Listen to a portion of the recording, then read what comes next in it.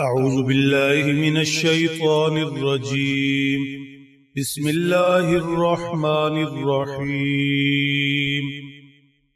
وإن من أهل الكتاب إلا ليؤمنن به قبل موته ويوم القيامة يكون عليهم شهيدا. فبظلم من الذين هادوا حرمنا عليهم طيبات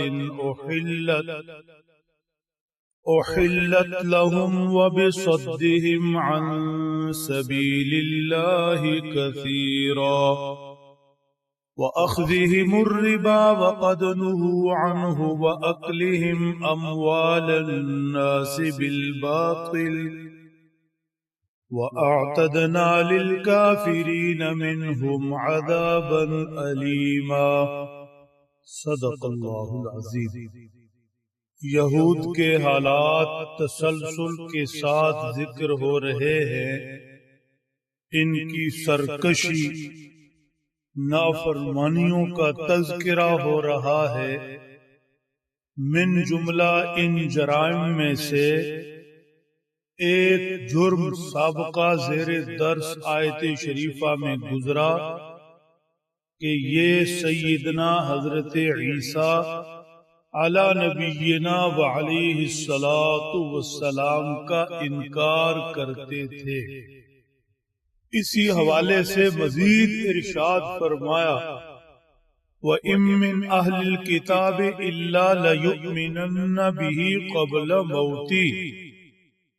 قیامت کے قریب جب سیدنا عیسیٰ علیہ السلام آسمانوں سے واپس تشریف لائیں گے، دجال کو قتل کریں گے، تو یہ یہود سارے کے سارے ان پر ایمان لائیں گے اور عیسائی بھی تسلیم کر لیں گے کہ قرآن کا عقیدہ سچا ہے. حضرت سیدنا عیسیٰ علیہ السلام کو پھانسی نہیں دی گئی.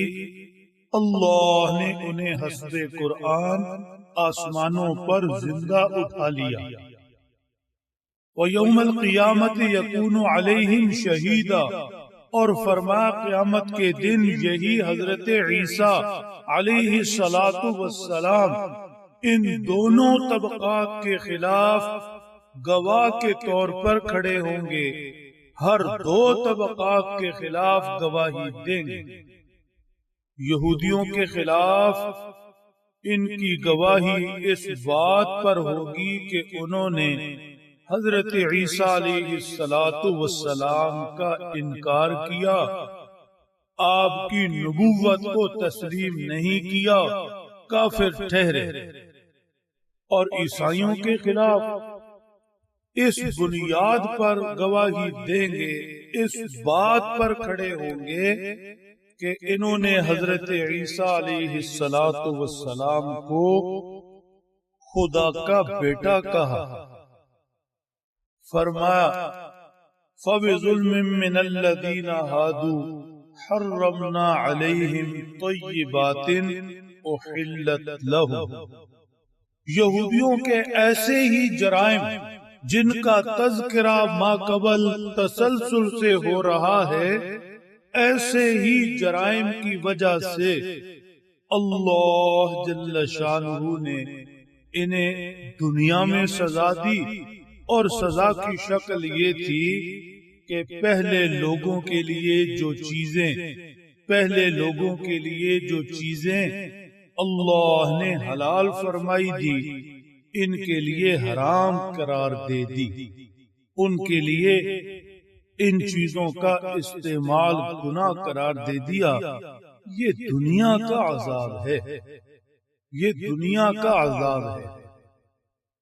آخرت کا عذاب آیت شریفہ کے آخر میں ذکر ہو رہا ہے. یہودیوں کے من جملہ جرائم میں سے مزید 3 جرم ذکر فرمائے گئے. وَبِصَدِّهِمْ عَنْ سَبِيلِ اللَّهِ كَثِيرًا. یہ ایسے بد نصیب ہیں یہ اللہ کی طرف کیا آئیں گے، ایمان کیا لائیں گے، ان کی کوشش تو یہ ہے کہ کوئی دوسرا بھی رب کی طرف نہ جائے، یہ اللہ کے رستے سے روکنے والے ہیں، بہت زیادہ رکاوٹیں کھڑی کرنے والے ہیں۔ وَأَخْذِهِمُ الرِّبَا وَقَدْ نُهُوا عَنْهُ، اور ان کا جرم یہ بھی ہے کہ یہ سود لیتے ہیں، حالانکہ قرآنی تعلیمات میں ما قبل انبیاء کرام کی ساری شریعتوں میں سود سے منع کیا گیا، تو جو چیز صاف صاف ہر نبی کی شریعت میں منع کی گئی، یہ اس چیز کی طرف لپکتے ہیں، مال و دولت کی ہوس میں اللہ کے حکم کو پامال کرتے ہیں، یہ بھی ان کا واضح جرم ہے۔ وَأَكْلِهِمْ أَمْوَالَ النَّاسِ بِالْبَاطِلِ، ان کا جرم یہ بھی ہے کہ یہ لوگوں کا مال ناحق کھاتے ہیں۔ انسانوں کا آپس میں لین دین ہوتا ہے، جائز طور طریقے ہوتے ہیں، اس کا مال ادھر جاتا، اس کا مال ادھر آتا، تجارت بھی اسے کہتے ہیں۔ تو یہ جائز لین دین تو انسانوں کے مابین ہوتا ہے، لیکن ایک دوسرے کا مال ناحق کھانا، چوری، رشوت، جھوٹ، قبضہ، ڈاکہ، ایسے دوسرے طریقے، سود بھی اس میں شامل، فرما یہ بھی ان کا جرم ہے۔ وَأَعْتَدْنَا لِلْكَافِرِينَ مِنْهُمْ عَذَابًا أَلِيمًا، دنیا میں تو ان یہودیوں کے جرائم کی وجہ سے اللہ نے ان پر حلال چیزیں حرام فرما دی، اور آخرت میں رب تعالی نے ان کے لیے ایسے دوسرے کافروں نافرمانوں کے لیے دردناک عذاب تیار کر رکھا ہے۔ دنیا کی 4 دن کی زندگی ہے، یہ اپنی من مانیاں کر لیں، آخرت میں یہ دنیا کی من مانیاں اللہ کی نافرمانیاں بھگتیں گے، عذاب علیم سے دوچار ہوں گے۔ اللہ سمجھ دیں، عمل کی توفیق بخشے۔